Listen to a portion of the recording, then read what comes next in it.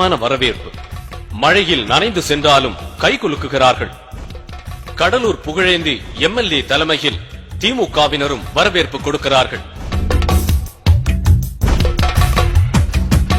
மழை பெய்த நேரத்திலும் கடலூர் மஞ்சக்குப்பம் மைதானம் மக்கள் திரளால் நிறைந்திருக்கிறது.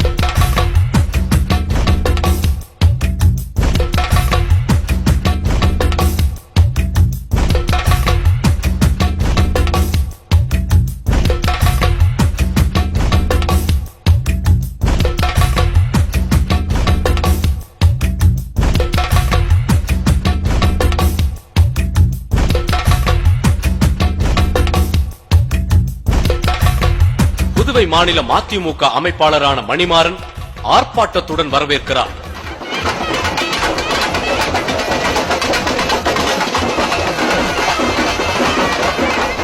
கரகாட்டம், ஆட்டம், பாட்டம் என்று அதிர வைக்கிறார்கள்.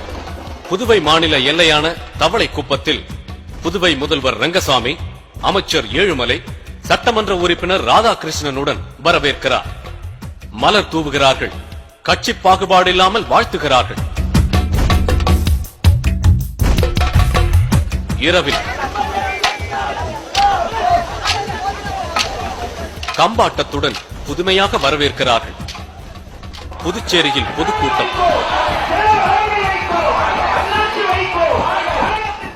நாம் வளர்கிற திராவிட இயக்கம், திராவிட இயக்கத்தின் புதிய பரிமாணம், நம் ஒவ்வொரு சொல்லும் செயலும் வித்தியாசமானவை.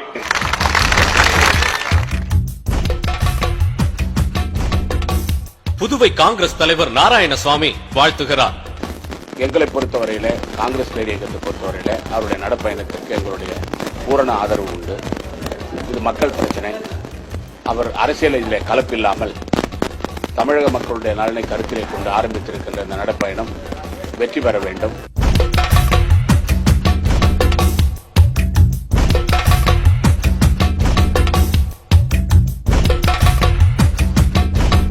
புதுவை நாடாளுமன்ற உறுப்பினரான பேராசிரியர் ராம்தாஸ் பயணத்தில் சிறிது தூரம் நடந்து வருகிறார். திருச்சிற்றம்பலத்தில் வாழ்த்தொலி எழுப்புகிறார்கள் பள்ளி குழந்தைகள். அடுத்து விழுப்புரம் மாவட்ட எல்லை. மதிமுகவின் விழுப்புரம் மாவட்ட செயலாளர் டாக்டர் மாசிலாமணியின் வரவேற்பு.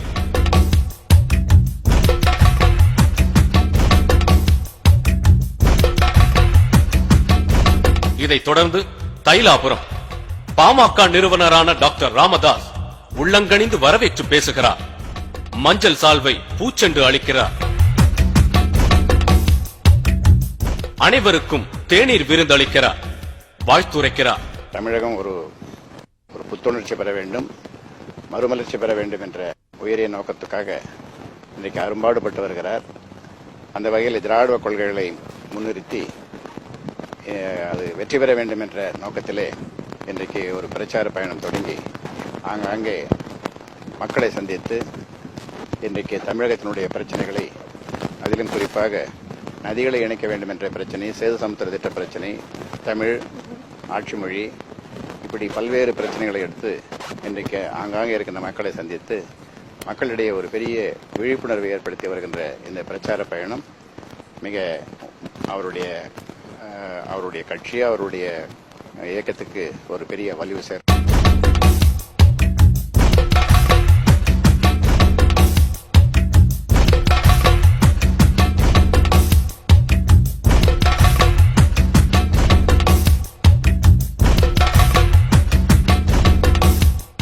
வரும் வழியில் பிரதமர் மன்மோகன் சிங்குடன் தொடர்பு கொண்டு பேசுகிறார் வைகோ.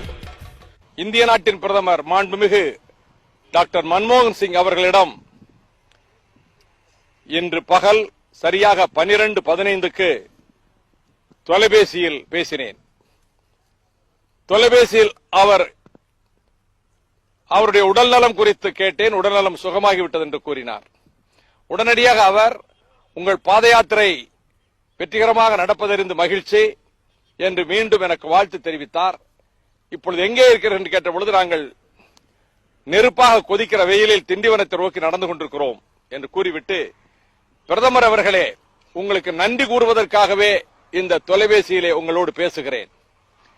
140 ஆண்டுகளாக தமிழர்களின் கனவாக இருந்த பேரறிஞர் அண்ணா அவர்களினுடைய இதய கனவாக இருந்த சேது சமுத்திர கால்வாய் திட்டத்துக்கு 2000 கோடி ரூபாய் செலவிலே அந்த திட்டத்தை நிறைவேற்ற உங்கள் தலைமையிலான மத்திய அரசு ஒப்புதல் கொடுத்ததும் சேது சமுத்திர கழகம், சேது சமுத்திரம் கார்ப்பரேஷன் என்ற அமைப்பை சென்னையிலே உருவாக்கி இந்த திட்டத்தை விரைவாக செயல்படுத்துவதற்கும் உங்களுடைய கேபினெட் எடுத்த முடிவினை அறிந்து அளவற்ற மகிழ்ச்சி. என் வாழ்க்கையில் இதுபோன்ற ஒரு மகிழ்ச்சியை நான் என்றைக்கும் பெற்றதில்லை என்று நான் குறிப்பிட்டேன். ஓமந்தூர் கிறிஸ்துவ சகோதரிகள் காத்திருந்து வரவேற்கிறார்கள்.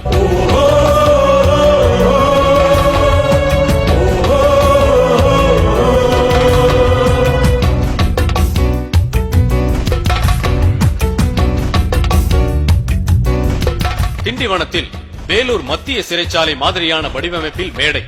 சிறைக்கதவை திறந்தபடி மேடை ஏறுகிறார். திரளான கூட்டம். பலரையும் உணர்வேற்றுகிறது வைகோவின் பேச்சு. இந்த 11 வருடங்களில் ஒரு 30 ஆண்டு கால பணியை நாங்கள் செய்திருக்கிறோம். எங்களுக்கு ஏற்பட்ட சோதனைகள் சாதாரணமானவை அல்ல. இழப்புகள், உயிரிழப்புகள், துன்பங்கள், தோல்விகள், ஏகடிய பேச்சுக்கள், ஏளனங்கள், பரிகாசங்கள், இழிமொழிகள், இட்டுக்கட்டி சொல்லப்பட்ட, எங்களை பற்றி பழித்துரைக்கப்பட்ட பொய்யுரைகள் ஒன்றல்ல இரண்டல்ல 1000 அனைத்தையும் சகித்துக் கொண்டோம், அனைத்தையும் சந்தித்தோம். 3 நாடாளுமன்ற உறுப்பினர்கள், நான், செஞ்சியார், இதோ அமர்ந்திருக்கின்ற கணேசமூர்த்தி.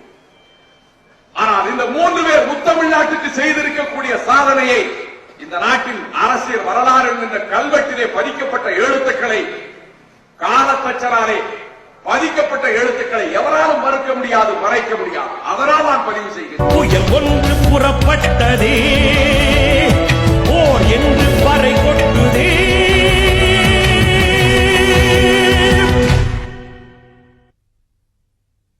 நீங்களும் வைகோவிடம் கேள்விகள் கேட்கலாம். ஒவ்வொரு வாரமும் உங்களிடமிருந்து வரும் பலதரப்பட்ட கேள்விகளுக்கு பதிலளிக்கிறார் வைகோ. தமிழகத்திற்கு எப்போது விடியல் வரும்? பொற்கோ வாசுதேவன், ஆற்காடு. தமிழ்நாட்டில் சமூக, பொருளாதார, அரசியல், கலாச்சார மறுமலர்ச்சி ஏற்படுகிற பொழுது விடியல் ஏற்படும். உங்கள் வாழ்நாளில் உங்களை மிகவும் மகிழ்ச்சியடைய வைத்த சம்பவம் எது? ஆர். சார்லஸ், காளையார் கோவில். பல சம்பவங்கள் இருக்கின்றன. விருதுகள் பெற்ற நாட்கள் எல்லாம் மறக்க முடியாத சம்பவங்கள் தான். புனித சவேரியார் கல்லூரியில் படிப்பிலே தங்க மெடல் வாங்கியது சம்பவம். அதே போல தமிழகம் பூராவிலும் நடைபெற்ற பேச்சு போட்டியில் தமிழ்நாட்டிலேயே சிறந்த பேச்சாளர் என்று பரிசு பெற்ற சம்பவம். சட்டக்கல்லூரி பேச்சு போட்டியில் சிறந்த பேச்சாளர்கள் பலர் கலந்து கொண்ட போது அதிலும் முதல் பரிசு பெற்ற சம்பவம் என்று பல சம்பவங்கள் இருக்கின்றன. கல்லூரி வாழ்க்கையே மறக்க முடியாத ஒரு வசந்த காலம். திராவிட இயக்கத்தின் அடிப்படை கொள்கையான பகுத்தறிவும் சுயமரியாதை உணர்வும் எந்த அளவிற்கு கிராமப்புற பாமர மக்களை சென்றடைந்திருக்கிறது? ரா. அந்தேவன், தேனி. தந்தை பெரியார் அவர்களுடைய பகுத்தறிவு பிரச்சாரம் அடிப்படையாக கொண்டு பேரறிஞர் அண்ணா அவர்கள் எடுத்து வைத்த கருத்துக்கள் தன்மான உணர்வை, சுயமரியாதை எண்ணத்தை தமிழகத்திலே உருவாக்கி இருக்கின்றன. அந்த வகையில் பகுத்தறிவு இயக்கத்துக்கு பெரிய வெற்றி கிடைத்திருப்பதாகவே நான் கருதுகின்றேன். உங்களது லட்சிய பயணத்தில் நீங்கள் பின்பற்றுவது அண்ணா வழியா, பெரியார் வழியா? முகம் மாமணி, சென்னை. பெரியாரின் உறுதியோடு பேரறிஞர் அண்ணாவின் வழி. அரசியலில் மாணவர்களின் பங்களிப்பு எந்த அளவில் இருக்க வேண்டும்? எம்பி அன்பழகன், கரூர். மாணவர்கள் விதை நெல்லை போன்றவர்கள். விதை நெல்லையே எடுத்து சமைத்து விடவும் முடியாது. அதை நாற்றங்காலில் இட்டு, அதை நாற்றங்காலில் நாற்று வளர்ந்து, அதை எடுத்து களனியில் எதிர்காலத்திலே பயிராக ஆக்குவதற்கு பயன்படுத்தினால்தான் நெல்மணிகள் கிடைக்கும். அப்படித்தான் மாணவர்களும். பேரறிஞர் அண்ணா அவர்கள் கூட சொன்னார், மாணவர்கள் அத்தை மகளைப் போல திருமணமாகின்றவரை எட்டத்தில் இருக்க வேண்டும் என்று சொல்வதைப் போல என கூட ஒரு முறை கூறினார்கள். அரசியலை பற்றி அவர்கள் அறிந்து கொள்ளலாம், தெரிந்து கொள்ளலாம். நேரடியாக கட்சி அரசியலிலே படிக்கும்போது ஈடுபட வேண்டும் என்று நான் விரும்பவில்லை. ஆனால் அவர்கள் நாட்டு நடப்புகளை பற்றி நன்கு அறிந்து கொள்வதும் தெரிந்து கொள்வதும் மிகுந்த ஆர்வம் ஏற்படின் அவர்கள் அரசியல் இயக்கத்துக்கு ஆதரவு அளிப்பதும் வரவேற்கத்தக்கவையே. நீங்களும் வைகோவிடம் கேள்விகள் கேட்கலாம். நீங்கள் உங்கள் கேள்விகளை அனுப்ப வேண்டிய முகவரி விடியல், தாயகம், 12 ருக்மணி லட்சுமிபதி சாலை, எழும்பூர், சென்னை 8.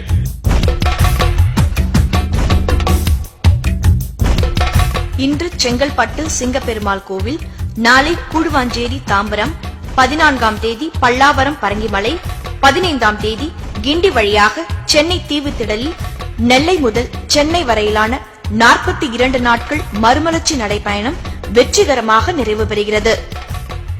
அங்கு அண்ணா பெரியார் பிறந்த நாள் மறுமலர்ச்சி பயண நிறைவை கொண்டாடும் வகையில் நடைபெறும் முப்பெரும் விழாவில் தியாக வேங்கை வைகோ, எவரெஸ்ட் சிகரம் ஏறிய கேப்டன் மன்மோகன் கோகலி, ஹிந்துராம், கவிஞர் வாலி, பாரதி ராஜா, MS உதயமூர்த்தி மற்றும் மதிமுக தலைமை நிர்வாகிகள் கருத்துரையாற்றுகிறார்கள்.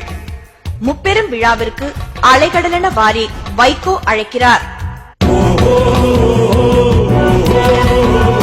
புயல் ஒன்று புறப்பட்டதே